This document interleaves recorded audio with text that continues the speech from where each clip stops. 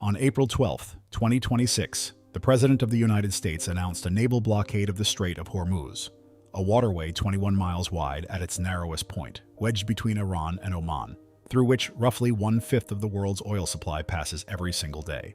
The announcement came hours after peace talks between the United States and Iran collapsed in Islamabad, Pakistan. The two sides had negotiated for over 21 hours. They could not agree on the central question: who controls the strait? Iran has held the waterway since February, when a joint American and Israeli air campaign struck Iranian military facilities and killed the country's supreme leader. In response, Iran did what geography has always allowed it to do. It closed the choke point. It mined the passage. It charged tolls of over $1 million per ship. And it turned a 21-mile stretch of ocean into the most consequential piece of real estate on Earth. Now the United States wants to take it back. And this is where history has something very specific to say. Because for 2,500 years, maritime choke points have been the pressure points of global power. They are the narrow places where geography concentrates force, where a smaller nation can hold a larger one at bay, or where a great power can project control over trade routes that feed entire economies. The Dardanelles, the Suez Canal, the Straits of Malacca, the Strait of Hormuz. These passages have started wars, ended empires, and redrawn the map of the world. And the pattern, across centuries, across civilizations, across technologies, is remarkably consistent. Every empire that has tried to force, seize, or blockade a choke point believed it would work, that it would be quick, that leverage over the narrow passage would translate into strategic victory. It almost never does. In the winter of 1915, the Western Front had become a graveyard. More than 1 million British and French soldiers had already been killed or wounded, and the trench lines ran unbroken from the English Channel to the Swiss border. Nobody was going anywhere. Winston Churchill, then First Lord of the Admiralty, proposed a bold alternative. Rather than continue to bleed in France, the Allies would strike at the Ottoman Empire's jugular, the Dardanelles Strait. This narrow waterway, barely a mile wide at its tightest point, connected the Mediterranean Sea to the Sea of Marmara, and beyond it to Constantinople, the Ottoman capital. If the Allies could force the strait, they could bombard Constantinople into surrender, knock Turkey out of the war, open a warm water supply route to Russia, and potentially shorten the entire conflict by years. The plan sounded brilliant. It also wasn't new. A 1906 British defense study had already concluded that forcing the Dardanelles would be extremely dangerous because of Turkish fortifications and minefields. By 1915, that study had been conveniently forgotten. On February 19th, a combined British and French fleet began bombarding the Ottoman forts guarding the entrance to the strait. The Turks absorbed the punishment and waited. When the Allied fleet pushed deeper on March 18th, they sailed directly into an undetected line of mines. 3 battleships were sunk. 3 more were severely damaged. Over 700 sailors died in a single day. The naval assault had failed, but rather than withdraw, the Allies escalated. On April 25, 1915, ground forces, including the Australian and New Zealand Army Corps, landed on the Gallipoli Peninsula to seize the forts by land. They expected a quick campaign against a disorganized enemy. What they found was Mustafa Kemal, the future founder of modern Turkey, who had moved 6 times as many troops into position during the weeks the Allies had spent reorganizing after the naval failure. The result was 8 months of trench warfare on a narrow peninsula, in brutal heat, with inadequate supplies, inaccurate maps, and no hope of a breakthrough. The Allies suffered over 220,000 casualties, from a force of nearly 500,000. The Ottomans suffered almost as many. When the Allies finally evacuated in January 1916, the withdrawal was the only well-executed part of the entire operation. The Dardanelles campaign was supposed to shorten the war.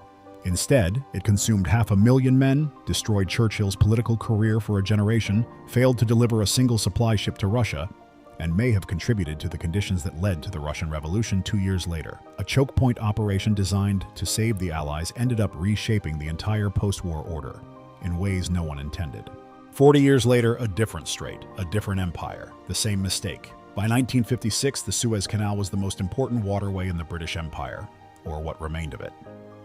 2/3 of Europe's oil flowed through this 100-mile cut between the Mediterranean and the Red Sea. Britain had maintained a garrison of 80,000 troops along the canal for decades. When those troops withdrew in 1956 under a negotiated agreement, Britain assumed the canal would still function under the Anglo-French company that had operated it since 1869. On July 26, 1956, Egyptian President Gamal Abdel Nasser nationalized the Suez Canal Company. In a single speech, he transferred ownership of the canal to the Egyptian state. Nasser's calculation was simple.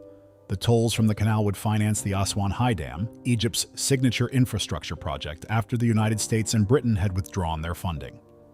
Britain's reaction was immediate and visceral. Prime Minister Anthony Eden concluded that Nasser had to be stopped, not just over the canal, but as a matter of imperial prestige. If Egypt could seize the canal without consequences, every remaining British interest in the Middle East would be next. Britain and France secretly coordinated with Israel. The plan was straightforward. Israel would invade the Sinai Peninsula. Britain and France would then intervene as supposed peacekeepers, demanding that both sides withdraw from the canal zone. When Egypt predictably refused, Anglo-French forces would occupy the canal under the guise of separating the combatants. Militarily, it worked perfectly. Israeli forces routed the Egyptian army in the Sinai. British and French paratroopers captured Port Said. Within days, Allied forces controlled the northern end of the canal. And then everything collapsed, not on the battlefield, but everywhere else. The United States, Britain's closest ally, condemned the invasion publicly and refused to support the British pound, which was under massive speculative attack. The Soviet Union threatened to intervene on Egypt's behalf. The United Nations demanded an immediate ceasefire. Within 2 weeks, British and French forces withdrew in humiliation. Anthony Eden resigned. The canal was handed to Egypt. Nasser became a hero across the Arab world. And Britain learned, in the most public way possible, that it was no longer a superpower capable of independent military action without American approval. Suez was a choke point operation that won the battle and lost the empire. Historians would later call it the precise moment the British Empire ended. Not with a military defeat, but with a strategic miscalculation about what controlling a waterway could actually achieve. Now we arrive at the Strait of Hormuz itself, and the last time the world watched it turn into a battlefield. In 1980, Iraq invaded Iran, beginning an 8-year war that would kill over 1 million people. By 1984, the land war had become a stalemate. Saddam Hussein, unable to break through on the ground, made a calculated decision. He would attack Iran's economic lifeline. Iraqi jets, armed with French-made Exocet missiles, began striking oil tankers and shipping terminals at Iran's Karg Island, trying to choke off Iranian oil exports. Iran retaliated. Not just against Iraqi shipping.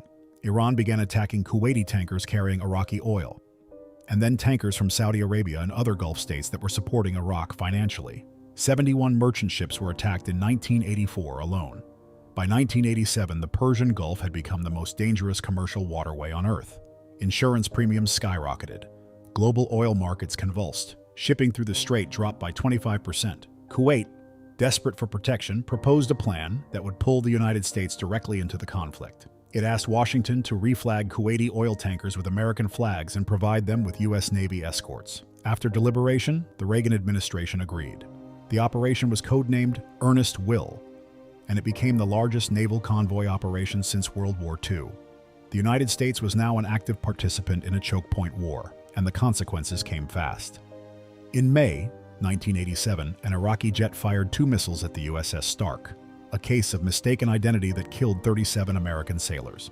In April 1988, the frigate USS Samuel B. Roberts struck an Iranian mine, nearly breaking the ship in half. The U.S. retaliated with Operation Praying Mantis, destroying 2 Iranian oil platforms and sinking an Iranian warship. And then, on July 3, 1988, the cruiser USS Vincennes, operating inside Iranian territorial waters during a skirmish with Iranian gunboats, misidentified Iran. Air Flight 655, a civilian Airbus A300 carrying 290 passengers on a routine flight from Bandar Abbas to Dubai. The Vincennes fired 2 missiles. Everyone on board died, including 65 children. The United States called it a tragic accident, the result of stress and confusion in a combat environment. Iran called it murder. The incident remains one of the most defining grievances in the Iranian national memory, and it played a direct role in Iran's decision to accept a UN-brokered ceasefire the following month. The tanker war accomplished its narrow tactical objective. Kuwaiti oil kept flowing, but it drew the United States into a direct military confrontation in the Persian Gulf that produced one of the worst civilian atrocities in modern naval history, deepened Iranian hostility toward America for a generation, and established a pattern of U.S. military presence in the Gulf that has never been fully unwound. The strait was kept open. The strategic costs are still being paid. Which brings us to April 2026 and a crisis that rhymes with every case we've just examined. On February 28th, the United States and Israel launched a coordinated air campaign against Iran, striking military facilities, nuclear sites, and killing the country's supreme leader. Iran responded by doing what its geography has always permitted. It closed the Strait of Hormuz. It deployed mines. It launched missiles at U.S. bases in the Gulf. And it transformed a 21-mile waterway into the single most powerful piece of leverage in the negotiation. For 6 weeks, the strait has been effectively shut. Oil has spiked above $100 per barrel. Global markets have convulsed. Iran has selectively allowed some ships through, Chinese, Indian, Pakistani, while charging others over $1 million per transit. The Iranian parliament speaker posted a picture of gas prices near Washington, D.C. with the message, "Enjoy these prices while they last." Peace talks in Islamabad lasted 21 hours and produced nothing. The core disagreement is the strait itself. Iran demands continued influence over the waterway and war reparations. The United States calls that a non-starter.